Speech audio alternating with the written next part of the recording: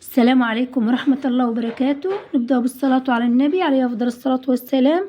كل سنة وانتم طيبين يا حبايبي. اللهم بلغنا رمضان لا فاقدين ولا مفقودين. زي ما شايفين هنعملوا حاجة حلوة كده مع بعض هتنفعنا إن شاء الله في رمضان، يعني تكون سهلة كده وبسيطة، في 10 دقايق تكون عاملاها. طبعا دي بسيمة ماشي، اللي هي شبه البسبوسة. معايا هنا 3 كوبايات بشر جوز الهند، وكوباية دقيق سميد، نص كوباية عفوا، ونص كوباية ونص مج دقيق عادي، دقيق من الأبيض العادي. وهنا طبعا معايا فول سوداني وزبيب. عايزة تضيفي مكسرات براحتك، الموجود عندك ضيفيه.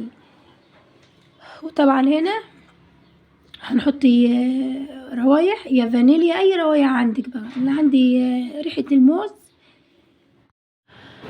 طبعا زي ما قلت لكم انا عندي ريحة الموز هنضيفها ماشي، ونقلب الكلام الجميل ده كله مع بعضه. هنعمل هنا طبعا ايه، معايا هنا نص كوباية سكر، نص كوباية لبن، مكعب زبدة، معلقتين سمنة. يعني لو هما مسيحين السمنة هتكون نص كوباية. حبيبي يا رسول الله عليك أفضل الصلاة والسلام. رفعتهم على النار. ومعايا هنا طبعا أنا ما عنديش عسل جلوكوز، حطيت كنت عاملة الشربات بتاع البسيمة. نزلت في فنجان بس صغير كده عشان يخليها متماسكة كده وجميلة.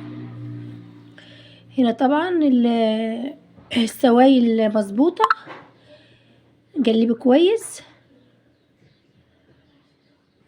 حبيبي يا رسول الله عليك أفضل الصلاة والسلام. وهنا طبعا ايه، حطيت معلقتين سمنة. حبيبي يا رسول الله عليك أفضل الصلاة والسلام. هي طبعا بتكون مفرولة كده زي رمل البحر عشان جوزة الهند وكده. حبايبي على فكرة البسيمة دي لها طريقة تانية، ممكن قبل ما تضيفي بشر جوزة الهند تحمصيه وتديله لون بسيط كده. هنا طبعا لازم نسويها كويس وندوس على القطارف عشان بشر جوزة الهند ما بياخدش وقت في الفرن، ما تتلسعش مننا وتكون لون واحد والحرف ما ينحرقش. حبيبي يا رسول الله عليك افضل الصلاة والسلام. نحاول نظبطها كويس. وانا مولعة الفرن يا حبايبي، هنحطها على الشبكة. اول ما نلاقي الحرف بتاعها خد لون هنولع من فوق الفرن من فوق. هنا طبعا طلع معايا جميلة ما شاء الله. وكنت عاملة الشربات قبلها سبته يبرد، يعني هي سخنة والشربات ايه بارد. زي ما شايفين كده انا عامله لها طبعا شربات ايه تقيل وحلو خالص ما شاء الله. طريقة الشربات طبعا مج ونص سكر عليهم مج ونص مية وعصرة ليمونة. حبيبي يا رسول الله عليك أفضل الصلاة والسلام. هنا طبعا هي سخنة لسه هنقطعها. حبيبي يا رسول الله عليك أفضل الصلاة والسلام. بجد هي بتكون جميلة وتكون متماسكة كده وحلوة، وبصوا لما تاكلها تلاقيها طعمها جميل. جوزة الهندي بتكون طعمها حلوة وريحتها جميلة ما شاء الله.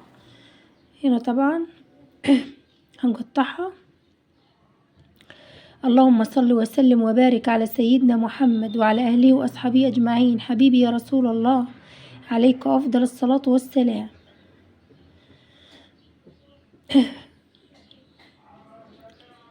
حبيبي يا رسول الله عليك أفضل الصلاة والسلام. هنا طبعا زي ما انتم شايفين يا حبايبي جميلة ما شاء الله، تتكلم عن نفسها اهيت. حبيبي يا رسول الله عليك أفضل الصلاة والسلام. ما شاء الله زي الفل، وحاجة سريعة وجميلة ما شاء الله. اللهم صل وسلم وبارك على سيدنا محمد وعلى أهله وأصحابه أجمعين. هي سخنة معايا لسه ومتماسكة وجميلة ما شاء الله والله زي الفل. حبيبي يا رسول الله عليك أفضل الصلاة والسلام. حبايب قلبي ما تنسوش اللايك والاشتراك في القناة وتفعلوا زر الجرس عشان يوصلكم مني كل جديد. وما تنسوش تدعولي بالشفاء أنا وكل مريض.